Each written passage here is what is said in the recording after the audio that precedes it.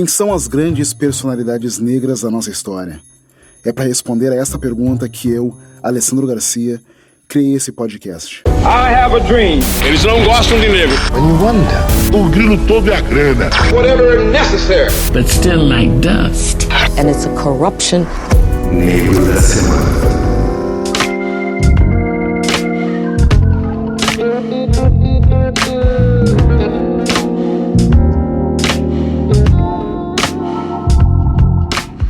Outono de 1997. O cenário literário de ficção realista pós-moderna já estava sendo devidamente ocupado na América do Norte por aquelas jovens vozes brancas cuja maior preocupação era negar o legado hermético de nomes como Thomas Pynchon e John Barth. Esses jovens autores buscavam meios e referências para traduzir as angústias de uma América contemporânea e então, quem sabe, escrever o romance que iria consagrar a sua geração. Entre estes jovens estavam nomes como Jonathan Franzen e David Foster Wallace, que aos 20 e poucos anos já eram escritores com seus romances de estreia sendo lidos e comentados. Logo depois veio Jeffrey Eugenides, isso em 1993. Ele veio na cola se consagrando com o lançamento de As Virgens Suicidas, saudado pela crítica como um retrato sensível dos aspectos mais dolorosos da adolescência. Pronto. Mais um jovem autor branco passava a fazer parte da panelinha geracional, que incluía também nomes como Michael Chabon, Chuck Palahniuk e Dave Eggers, entre outros. Eis então que em 1997, uma autora jovem, negra e britânica converge as atenções para fora dos Estados Unidos, estreando e sendo chamada de a primeira sensação editorial do milênio, e comparada aos 24 anos a um autor como Salman Rushdie. O nome dessa autora é Zadie Smith, e é ela a personalidade desse episódio de Negro da Semana.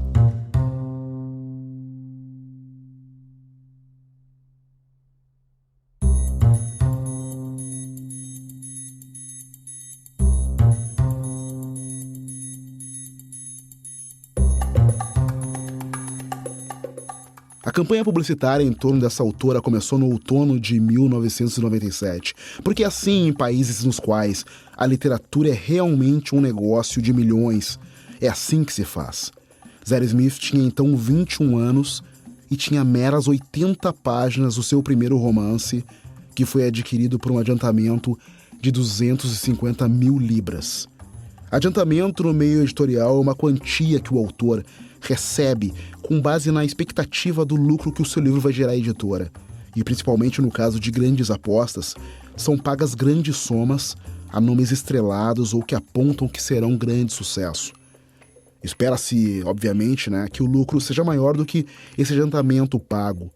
As 250 mil libras recebidas por Zadie Smith no câmbio de hoje representariam cerca de R$1.280.000, mais ou menos. 2 anos depois que esse estardalhaço foi comunicado, Zadie Smith lançou o seu primeiro romance, estendendo aquelas 80 páginas iniciais para um total de 462, um catatal que foi publicado aqui no Brasil pela Companhia das Letras sob o nome de Dentes Brancos. Aos 24 anos, Zadie Smith já pôde desfrutar o tipo de sucesso que a maioria dos romancistas mal consegue sonhar, além da ampla publicidade que o livro alcançou já no seu lançamento, sendo vendido de cara para 8 países. Naquele momento os convites surgiram para todos os lados. Conto inédito para a prestigiosa New Yorker, festivais literários nos Estados Unidos e uma bolsa como escritora residente no Instituto de Arte Contemporânea de Londres. Seu romance de estreia recebeu um entusiasmado coro de elogios. Hugo Barnacle, um crítico normalmente muito enfesado do Sunday Times, escreveu que pela primeira vez, aqui está um grande achado literário que não foi vendido em excesso. Isso ecoou em todos os lugares. A escritora jovem, negra, meio jamaicana, escreveu um romance que todos saudaram como repleto de energia, ritmo, humor e personagens totalmente formados. Um romance livre dos, comumente, romances introvertidos e repletos de detalhes autoconscientes que costumam ser uma constante nesses autores que estão estreando. quase todos concordaram. Smith tem histórias para contar, diálogos perfeitos e sabe ser incrivelmente engraçada. E ela fez isso nesse romance que é muito complexo e que entrelaça a história de 3 famílias em Londres nos últimos anos do século XX. O momento é aquele que foi chamado então de bug do milênio, lembra? Quando todos se perguntavam se os computadores do mundo iam falhar coletivamente no momento em que o novo milênio começasse, gerando um grande colapso mundial. Para 2 famílias da história, os pais, Ark Jones e Samadip Iqbal, são amigos de longa data. E muitas das interações ocorrem entre esses dois, as suas esposas e seus filhos. Além disso, através das conexões das crianças, tem uma terceira família, os Chalfants, que também fica enredada nessa trama. Dentes Brancos é um romance complexo e repleto de multicamadas, com um grande elenco de personagens e uma trama muito sinuosa que vai variando ao longo de muitos anos e muitos continentes. Só que nem tudo foi rosas no lançamento do livro. James Wood, que é um importante crítico inglês com muitos livros clássicos de crítica e que exerce um papel fundamental na crítica a um nível mundial, colocou o livro numa tradição que ele chamou de realismo histérico, que são livros que contêm tantas outras pessoas, tanta informação, que de uma forma que é paradoxal ele afoga a sua humanidade. Sobre esse tipo de livros, Wood falou que as informações se tornaram o novo personagem. E essa definição de Wood, que agora até é amigo de Zadie Smith, encontrou um certo respaldo na própria autora, que concordou que aquele é um termo dolorosamente preciso para o tipo de prosa exagerada e maníaca encontrada no livro.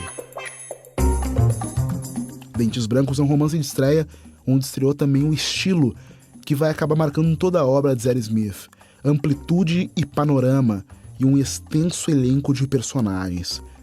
Devido a essas características, juntamente com o elemento de sátira social que é muito forte na autora, associar sua obra à de Charles Dickens tem sido também uma constante usada pelos críticos sobre o seu trabalho. E já está tudo ali presente no livro: a identidade multicultural, os relacionamentos interraciais, as etnias híbridas, as pessoas deslocadas geograficamente, indivíduos forjando suas próprias identidades, sem espelhos ou modelos, no mundo contemporâneo que é multiétnico, tudo repleto de muita coincidência, acaso e imprevisibilidade, que são outras marcas de Zadie Smith. Mas o que se deve ficar na nossa mente, que para mim é o traço mais saboroso da Zadie Smith, é a maneira deliciosa como ela descreve cenários. E eu adoro descrição. E tem aqueles maneirismos, umas espertezas, a espiadela, a piadinha, a ironia, que ela é repleta de também muito humor, que não cansa, que é feita na medida certa. E aquele ouvido dela, incrivelmente sensível para os diálogos, que se traduzem no uso de fala livre e indireta na voz de muitos dos seus personagens, repletos de dialeto, que vão do discurso da classe trabalhadora a uma linguagem moderna da juventude do norte de Londres. O livro se tornou um best-seller internacional, ganhou um caminhão de prêmios, vendeu milhões de cópias no mundo inteiro, o que, segundo dizem, e é fato, a tornaram uma milionária.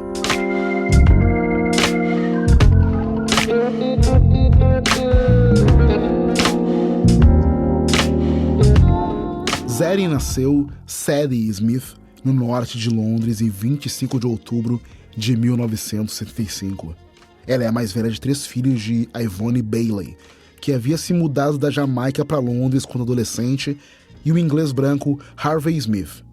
Sobre seu primeiro romance, Dentes Brancos, Zadie Smith já comentou em entrevistas que o livro não é realmente baseado na experiência pessoal da família, e a pergunta vem à tona sempre que se pensa no seu próprio currículo familiar de raças mistas. É claro que quando isso acontece, ser de uma família de raça mista, se pensa mais sobre isso, sobre essa herança que é passada de geração em geração. Talvez ela tenha pensado mais sobre isso na hora de conceber seu terceiro romance, Sobre a Beleza. E quem leu Sobre a Beleza, que foi lançado em 2005, entende o que eu estou falando quando ouve essa constituição familiar da Zadie Smith. Também o casal principal desse romance é formado por uma matrona jamaicana e um pai branco inglês. Mas ok, a gente não vai ser purista, simplista, romântico, ingênuo, ou seja lá que adjetivo a gente pode empregar a nossa ânsia de querer relacionar dados biográficos com fatos literários. Vamos retornar mais tarde para falar sobre a Beleza. Por enquanto é mais importante saber que aos 14 anos de idade, Zeri, então Sadie, resolveu mudar seu nome pelo caráter mais exótico do que tem agora. E ela foi a primeira pessoa da família a ir para a universidade, estudando literatura inglesa no King's College em Cambridge. A Yvonne, mãe de Zeri, é uma ex-modelo de moda que virou uma psicoterapeuta infantil. O seu pai era um fotógrafo, e eles se divorciaram quando Zeri tinha 11 anos, deixando sua mãe para criar a filha e os outros 2 irmãos.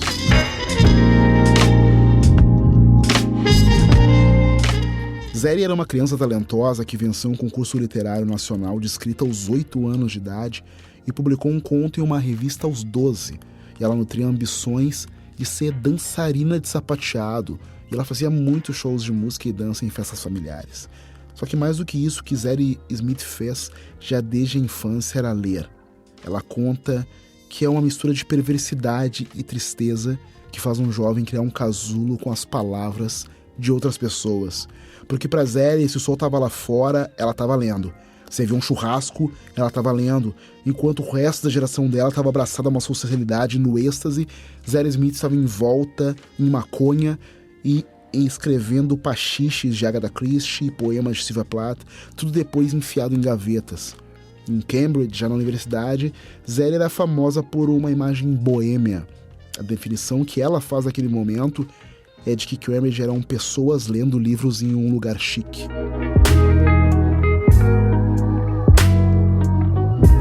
Ela era praticamente a única garota negra, então era algo de interesse exótico. E ela também era uma boa cantora de jazz e blues e acabou trabalhando cantando em cabaré para ganhar algum dinheiro enquanto estudava em Cambridge. E também trabalhou duro escrevendo ficção. Ela não participou de nenhum grupo político ou nenhum outro movimento que pudesse distraí-la de escrever o tipo de ficção que escreveu, uma casa cujo papel de parede era feito com as palavras de outras pessoas.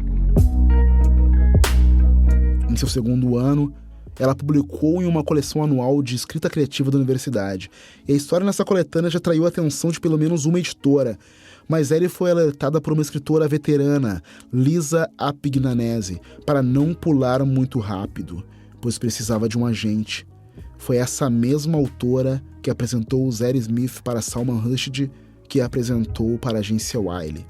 E foi através dessa agência, após um ano de intenso trabalho em dentes brancos, que Zeri Smith assinou seu contrato milionário. A prosa de Zeri Smith, ao contrário de americanos da sua geração, que estavam preocupados em pegar outras vias literárias que não a dos seus predecessores, não rejeitou o trabalho de grandes nomes britânicos que vieram com muito sucesso antes dela, incluindo aí Martin Amis, Ian McEwan, Barnes, Rushdie. Zeri Smith sempre teve muito respeito com essa geração, parecendo empregar um tanto de brilho de cada um. O brilho cômico de Amis, a seriedade de McEwan, a brincadeira de alguns trabalhos de Barnes, a preocupação com o inglês comum, e ela tornou tudo isso novo, pela mistura alegre que ela fazia de cores e a crença que Zeri Smith sempre empregou no seu primeiro livro, bem como as histórias de experiências minoritárias. Zeri Smith ganhou epítetos como de Lauryn Hill da literatura londrina, a grande esperança negra da literatura. E vocês percebem que mesmo o elogio, quando é dado para uma escritora genial que lança um calhamaço impressionante aos 24 anos, é dado com condescendência por ela ser uma mulher negra, é um louvor que passa a exigir que ela se torne também um ícone muito maior do que seria preciso aos 24 anos. Ela é solicitada então a comentar, representar, ser a face aceitável da Inglaterra multicultural.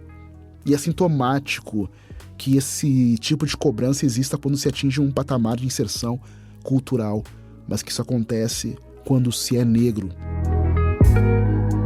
No romance que eu mesmo estou finalizando, A Zona da Invisibilidade, eu toco exatamente nessa questão, fazendo uma incisão na trajetória desse negro que se tornou um professor universitário e é transformado naquele sujeito capaz de resolver as terríveis dúvidas contemporâneas que assolam os temores politicamente corretos de todos que estão com medo de não estarem agindo de forma politicamente correta.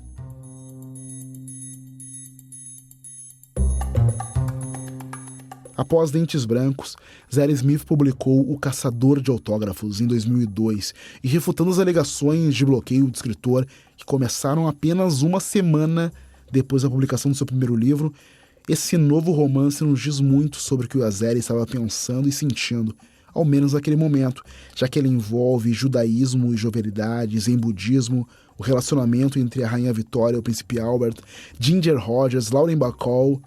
Aí a gente pensa, será que James Woods estava certo mesmo e a informação é o novo personagem? O protagonista de Caçador de Autógrafos faz exatamente o que diz no título. Alex Littenden coleciona e vende as marcas de identificação feitas em papel ou fotografia por pessoas cujos nomes são conhecidos. A coleta de autógrafos tem a sua própria economia, segundo a qual, por exemplo, um Howard Hughes vale centenas de Bill Gates. Mas mais do que isso, essa coleta parece uma distorcida busca pelo sagrado. E a fome é de um símbolo que vai ter um valor absoluto, além do alcance das forças do mercado. E o Santos dos Santos, para esse caçador de autógrafos, seria o autógrafo de uma atriz de Hollywood aposentada há muito tempo, famosa por ser reclusa. E ele, o protagonista, escreve para ela desde que ele era um menino, nunca solicitando de forma grosseira, apenas lhe remetendo pequenos poemas em prosa, imaginando sua vida mental. A maior parte do livro se passa em Londres, especificamente num subúrbio ao norte chamado Mountjoy, mas Zadie Smith deixa sua marca na paisagem, removendo os nomes que já estão lá. Então, quando Alex, por exemplo, se aventura no centro, ele percorre uma, abre aspas, famosa estrada para um monumento, ou uma, abre aspas, praça popular emoldurada de todos os lados por cinemas gigantes. Tecnicamente, isso é apontado também e libera Zadie Smith estilisticamente, permitindo que ela também possa explorar na sua prosa texturas sem uma neurose da referência constante com lugares reais. Ao contrário do primeiro romance dela, O Caçador de Autógrafos é um livro muito mais concentrado, porque ele depende principalmente das ansiedades e desejos do seu protagonista. Há menos personagens centrais dominando o palco, mas como seu antecessor, o romance se envolve com preocupações culturais contemporâneas, uma compreensão da obsessão e da celebridade e o desejo pela verdade disfarçado de um autógrafo autêntico. Isso é o que sustenta o enredo, enquanto Alex procura e encontra a antiga atriz de filmes B. Além da evocação de um tema que é obviamente contemporâneo, da questão da fama e das suas desvantagens, o livro é um romance mais comovente que Dentes Brancos. Esse segundo romance é menos dependente do humor, embora ainda seja mais cômico em alguns lugares, e ele prefere usar uma ironia pós-moderna contra si mesmo, ou seja, a ironia usada em todo o romance para expor, no final, que ainda há necessidade de amizade e lembrança em um mundo dominado pela superficialidade. Assim como para o seu primeiro romance, aqui também James Woods foi duro com Zadie Smith. Ele escreveu que o romance é o mais próximo que um escritor britânico contemporâneo chegou de parecer um escritor americano contemporâneo. Ele fala sobre epígrafes tolas, interpolações informacionais e personagem principal vago. Mesmo mencionando que certas frases mostravam brilhantismo, isso não foi para ele suficiente para salvar o romance. Em contrapartida, em 2003, Zadie Smith foi nomeada pela revista Granta como uma das 20 melhores jovens romancistas britânicas.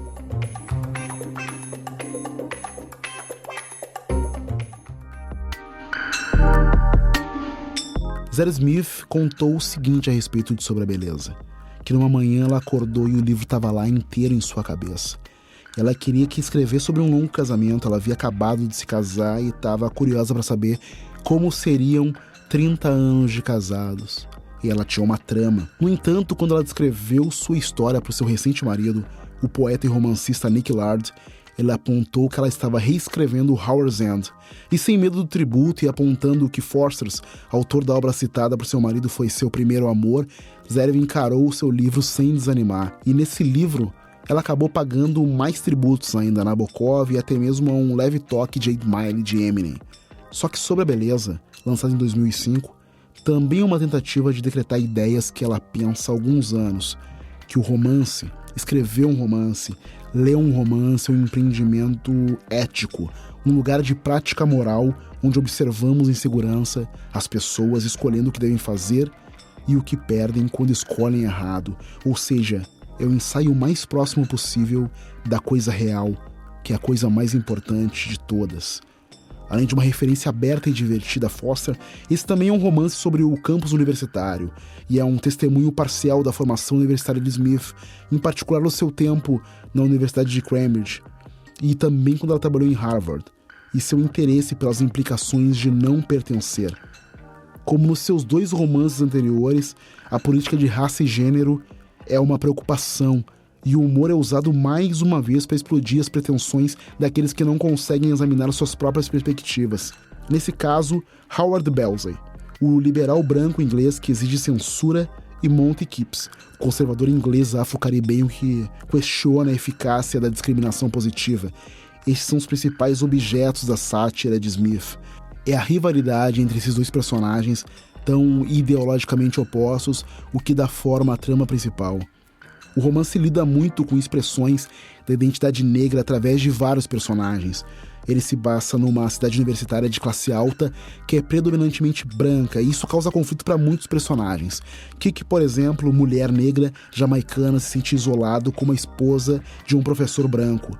Ela diz ao marido que ali, naquele lugar, toda a sua vida é branca. Ela não vê nenhum negro a menos que essa pessoa esteja limpando.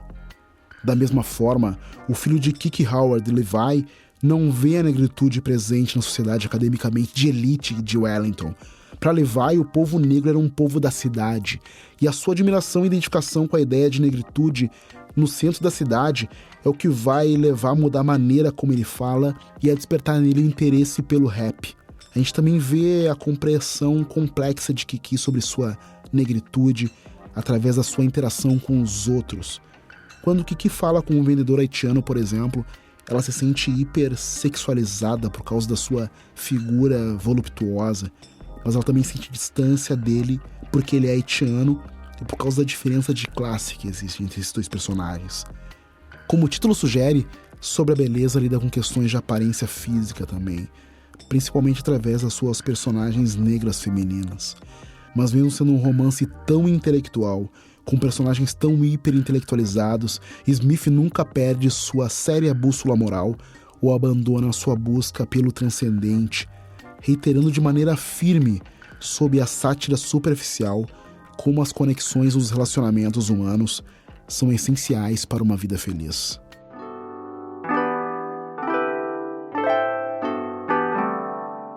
Além de escrever romances, Zadie Smith também editou as coleções de contos Pierce of Fish, em 2001, e The Book of Other People, em 2007, entre outros. Em 2009, ela publicou uma coleção de ensaios ocasionais chamada Change My Mind. E o jornalismo de Smith nesse trabalho, ele mostra um alcance impressionante. São desde reportagens como uma semana passada na Libéria, devastada pela Guerra Civil, ou uma viagem ao Oscar, passando por críticas literárias envolvendo uma nova avaliação de Foster, ensaios sobre George Eliot e Kafka, bem como memórias em família.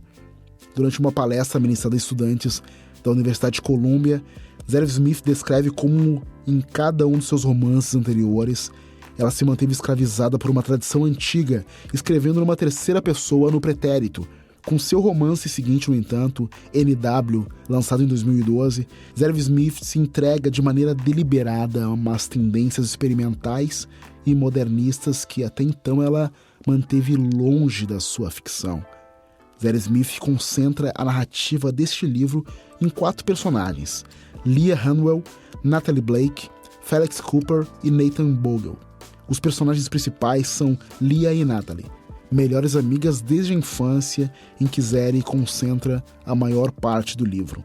Nathan cresceu no mesmo conjunto habitacional e estudou na mesma escola que as duas, e Leah sentiu uma queda por ele quando tinha 10 anos de idade. E Felix é só mais um morador da região que cruza com os 3 de maneiras distintas. Apesar de terem crescido no mesmo lugar, os 4 personagens de N.W.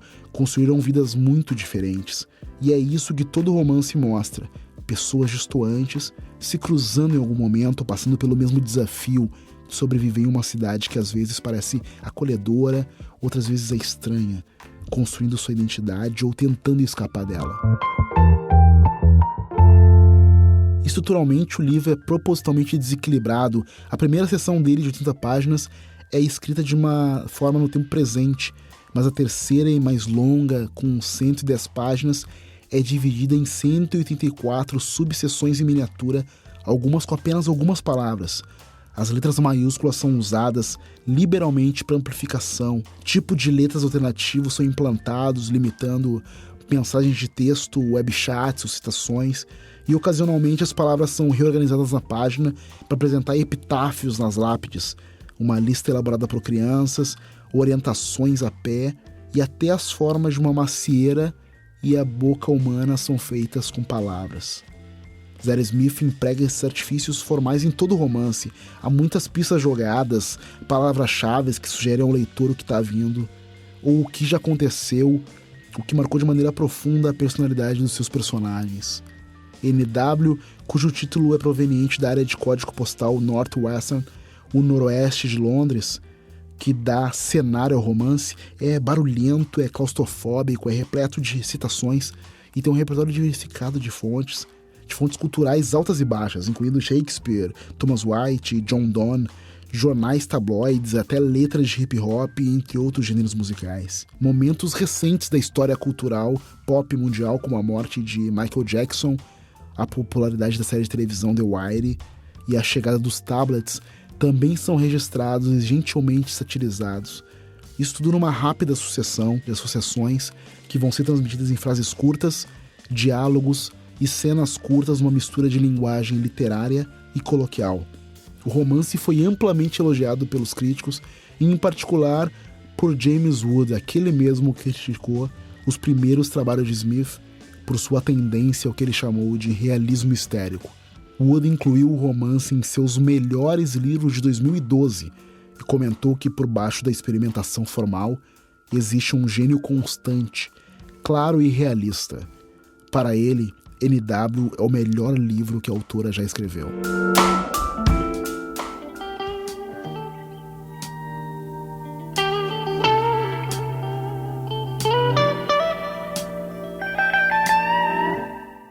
É como estar num pântano do qual você não consegue sair por 7 anos de cada vez. Foi isso que Z.R. Smith falou a respeito do processo do seu último trabalho, Ritmo Louco, que foi lançado em 2016.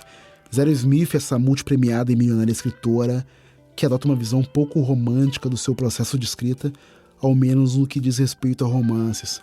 Ritmo Louco é o 5º romance de Z.R. Smith, o mais recente, o último a sair no Brasil também. É um romance de formação, ou Bildungsroman, como se diz em alemão. O romance conta a história de 2 meninas crescendo do lado errado da cidade. Moradoras de conjuntos habitacionais vizinhos em Londres, as 2 se reúnem em uma aula de dança comunitária. Uma delas é narradora não identificada, inteligente e duvidosa. A outra, Tracy, é confiante e autodestrutiva. A amiga talentosa é prematuramente sexual, rebelde na escola, sem governo em casa. A menos talentosa já é uma aluna capaz, muito determinada a sair do bairro. Ela se torna uma assistente de uma estrela pop, e é ao lado dessa estrela que ela viaja pelo mundo, saindo dos invernos londrinos para os verões mundiais. Apenas pela trama, Ritmo Louco já é uma certeza de uma leitura que é incrivelmente maravilhosa e também tem um repertório musical incrível. Se alguém fosse fazer uma lista de reprodução das referências, teria os melhores hits da música negra, de bateristas gambianos a Cab Calloway, passando por Michael Jackson a Hakim. O que torna Ritmo Louco tão extraordinário são as camadas em que ele opera. Sob sua trama, que é virtuosa e como tudo que diz respeito a Z.R. Smith, se encontra também um intenso comentário social.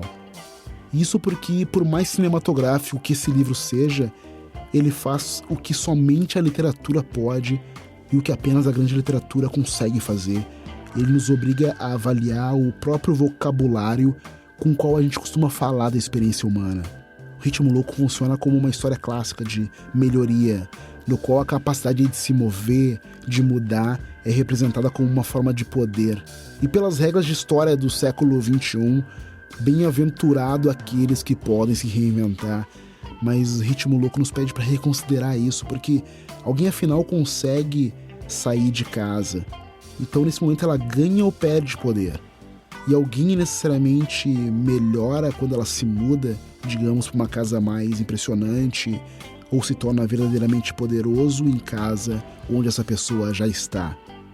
Como todos os romances de Zadie Smith, Ritmo Louco tem coisas brilhantes a dizer sobre raça, classe e gênero, mas talvez o seu comentário mais comovente seja esse. Dado quem somos, quem nos dizem que não somos e quem imaginamos que possamos nos tornar, como é que a gente encontra o caminho de casa?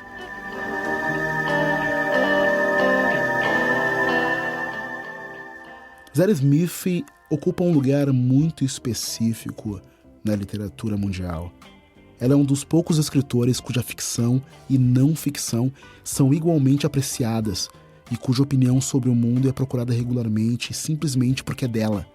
Ela é uma romancista respeitada que está no ramo há mais de 20 anos, que ganhou inúmeros prêmios e muitos aplausos. Ela esteve 2 vezes na lista da Granta dos 20 jovens romancistas britânicos mais promissores, isso com menos de 40 anos, em 2003 e depois em 2013. Desde que Dentes Brancos foi publicado, sempre houve uma dimensão adicional com Zadie, além do talento, além da fama, porque ela foi rapidamente escalada como um totem da sua geração, um embaixador do que se quer mostrar como uma vibrante Londres multicultural. Porque Smith parecia aquele pacote sonhado, sabe? Bonita, loucamente jovem, negra, mas com pai branco, com educação na escola estadual, mas com selo tranquilizador de aprovação em Cambridge. E toda a imprensa, no entanto, sempre quer muito mais do que suas palavras, que é uma grande foto do seu rosto, porque ela tem um rosto muito bonito. Maçãs do rosto dela são ferozes, olhos castanhos escuros, pálpebras pesadas. Mas a mensagem é muito clara que se quer transmitir com a imagem de Zadie Smith. Bem-vindo à Grã-Bretanha, um paraíso de diversidade. Só que Zadie Smith mesmo é quem diz que não é bem assim. Porque quando ela põe os pés na sede da sua editora, por exemplo, ela é a única pessoa negra lá. Em Nova York, onde ela vive atualmente, essa condição de ser uma pessoa negra é diferente, menos isolada do que na Grã-Bretanha. E é um prazer para Zadie Smith ver pensadores negros sendo não apenas celebrados, mas universalmente ouvidos, respeitados. A experiência afro-americana a torna mais feliz, ela já disse isso em entrevistas. E essa experiência deve ser enriquecedora tanto para a criação literária dela, quanto para a vida e seus gostos, porque assim como seus romances, também as influências de Zadie Smith transitam com naturalidade entre a chamada alta cultura e a cultura popular. Com o mesmo ímpeto e paixão que ela tem pela poesia inglesa antiga, a autora é conhecida pelo seu grande amor pelo hip hop. Aliás, seus 2 irmãos são rappers, Doc Brown, que também é comediante stand-up, e Luke Skies. Quando entrevistou o Jay-Z, Zadie Smith conta que foi como conhecer Kids, porque ela considera os rappers mais do que estrelas pop. Tanto que ao incluir letras do Jay-Z no seu livro NW, Zadie soube depois da necessidade de ter que pagar direitos autorais por eles. A quantia, ela contou, era inacreditável, mas ela manteve as letras porque, segundo ela disse, o livro precisava delas. É essa sensibilidade e inteligência que tem permitido a autora explorar nuances de formas tão únicas em assuntos humanos tão complicados: racismo, identidade, privilégio, ambição, amizade, apropriação cultural, lares disfuncionais, até ela poder conceber um grande edifício literário capaz de abrigar tudo isso que é um desafio para a maioria de todos nós. O fato de Zadie Smith aceitar esse desafio várias vezes é o motivo de ela ser uma escritora tão importante e um motivo de tanto orgulho por sua existência como mulher negra. Uma mulher que fala sobre a nossa cultura com amor e admiração, como quando ela disse: "Não acredito em me orgulhar de coisas que ainda não fiz, tanto quanto me orgulho da minha comunidade, a comunidade negra. A coisa mais extraordinária é ter a criação do jazz e do hip hop em um século. É como renascimento, é um poço inacreditável de talento e genialidade. Eu ainda me surpreendo que essas 2 coisas possam ter acontecido em um século."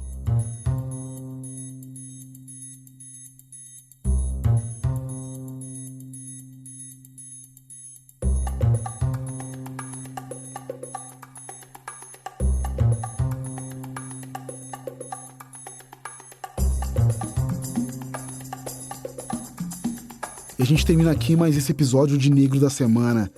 Por favor, nos siga nas redes sociais. A gente tá no Instagram, no Twitter e no Facebook. É só procurar por @Negro da Semana em qualquer uma delas. E por favor, siga também a Lê Garcia no Instagram e no Twitter. A gente também tá no YouTube. Assina lá em youtube.com/Negro da Semana o nosso conteúdo em vídeo. Por favor, compartilhe nosso podcast por aí, leve para mais pessoas que vão ter a oportunidade de conhecer histórias incríveis como essas e de outros negros e negras fundamentais. E se tu ouve o podcast no iTunes também, por favor, dê aquelas 5 estrelas pro Negro da Semana poder crescer e aparecer por aí. Dê a sua estrelinha também e compartilhe pelo Spotify, pelo Deezer, pelo Castbox, pelo Google Podcast, pelo Overcast, enfim, por qualquer player que você utilize para escutar Negro da Semana. Por favor, valorize a cultura e espalhe Negro da Semana por aí. O Negro da Semana é gravado no incrível KF Studios. Meu nome é Lê Garcia. Muito obrigado por ter estado junto comigo e até a próxima. Half-Death.